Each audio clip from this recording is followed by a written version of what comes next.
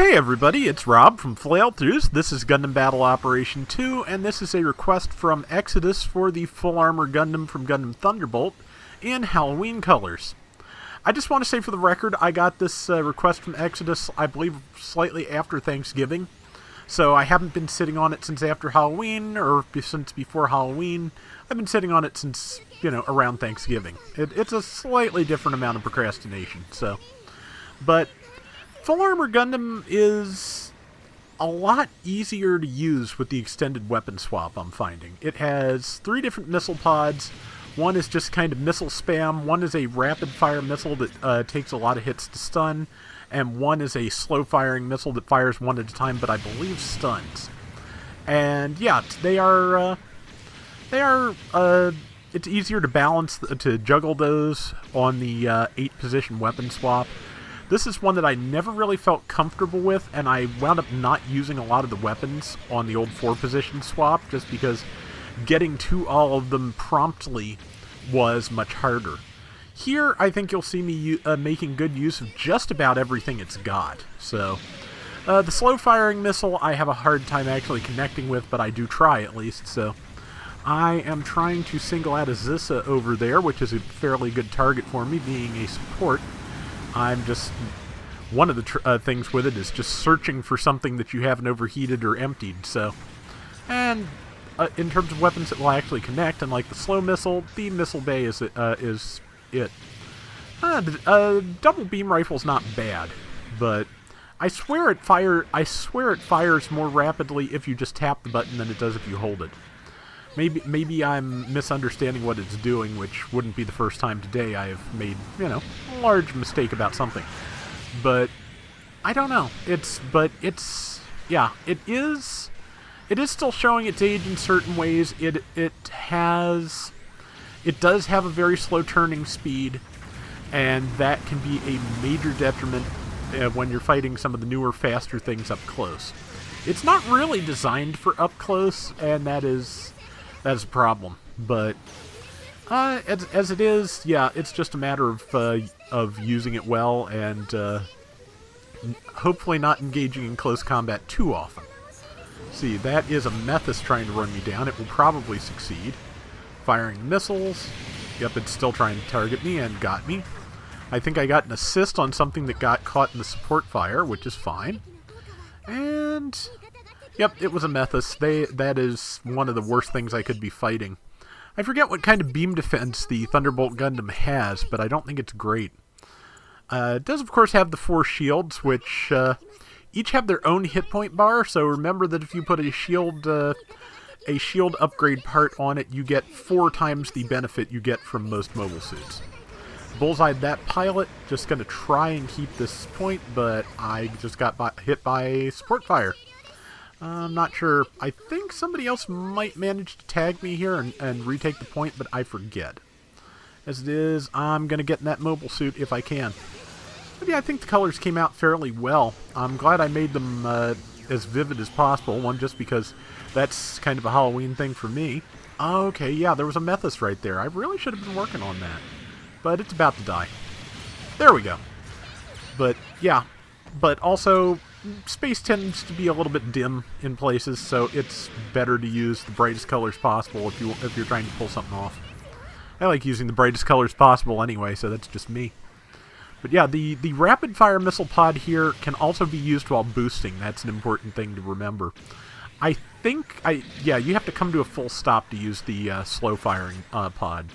I think you have to come to a stop to use the missile volley, too, so yeah, it's the 6-round missile pod is really the only one that is useful for attacking while boosting. I feel like for what this is, it should be able to use more weapons while boosting. The Psycho Zaku, of course, has a similar problem. It can at least use most of its weapons while moving, but to fire its big beam bazooka, you have to stop entirely, which is sometimes suicide with something that, large. Luckily, there are other large things in space these days, so it's not alone in its hugeness.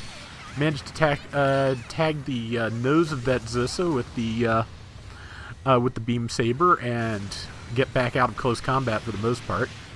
Speaking of, there's somebody, which from the 2 beam sabers, I think that's Pale Rider Space. I think that has double sabers. I forget. But either way, I'd rather not be stabbed by it, so I'm going to get away and try and attack from a distance. See, that's a Psycho Zaku, which is both my natural enemy and a bad target, being a general to my raid. And trying to tag it, got a couple of shots in, and went in for the melee just because I was close enough. It seemed like the most logical thing, but I'm just going to back off and start attacking stuff over here. Kind of don't want to be fighting everything at once, though, so I'm just backing up a little bit, taking, trying not to just charge in as raids are wont to do. But it's tempting, but I'd fight better at a distance in this anyway, so may as well just wait. Tagged it with one of the missiles. It really is just a missile spam attack. It's basically area of effect. You can't really... There's probably an optimal range and angle to actually hit something with all of those missiles, but I do not know what it is. If you do, please, always happy to have the information. That is a GPO-4 over there, I believe, which is another good target for me, but the entire enemy team is behind me, and that's not good. Oh no, it's another Psycho Zaku. Well, I'll fight it and kill it. There we go. Yeah, pretty sure that was a Psycho Zaku. That's definitely a Psycho Zaku, and it's going to kill me. But I'm just going to, weave a little bit and do as much damage as I can. But yeah, it has a lot of options. If I were the Psycho Zaku and I were trying to kill me, well, for one thing, I'd be swamped by allies, which means I'd be killed by me instead of killing me. But really, if it had wanted to finish me off with as little health as I have, and the shields being an issue, I would have gone with the Zaku machine guns. But again, that's just my opinion. We'll have to do a Psycho Zaku video again sometime. It's been a long time, and it's another one that I'm pretty sure would benefit greatly from the enhanced weapon swap. Got the Zusa again before I got taken out. 45 seconds left, and we have got a decent lead, about 2,000 points. It's not bad in a 500 room. It's a few kills.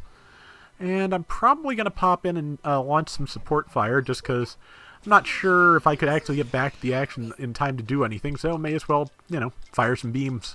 It's fun to fire beams. And just going to hit that. That should hit like 3 people, if it connects with all of them. As with most support fire, I'll be lucky if it connects with one of them. But back into the fancy robot, and we will try and tag something before this is all over. Beam, let's see, got one of them. That's amazing. And just firing the shoulder cannon. Tagged it. I don't know if I'm going to have time to make this kill, but I'm sure going to rush in. Okay, somebody else got it, and that's fine. I gave it my best shot, though, and if they had not interceded, I probably would have gotten it, so I am fine with that as a finisher to this round. I like the colors on that Rick DS over there, too. But yeah, top score at 3,300 points, top damage at 68k, and most targeted at 23% of the time. Not bad, all told. 6 kills, 2 deaths, also not bad. So, yeah. That is going to do it for today's Gundam Battle Operation 2. Hope you liked the round Exodus, and until next time, everybody take care and have fun. Later! I will tell you this about the Thunderbolt Gundam, though. The Dark Space map, at least in my opinion, is pretty much the best map for it. It's got open space for when it wants to fire from a distance. It's got cover to hide behind and maneuver through. It's still one of the better balanced space maps, I feel like, for at least long range fighting. Since because of that turn speed thing and the ability of people to get above and below you, you do not want to take this into the Space Fortress interior, and the derelict colony is kind of iffy too.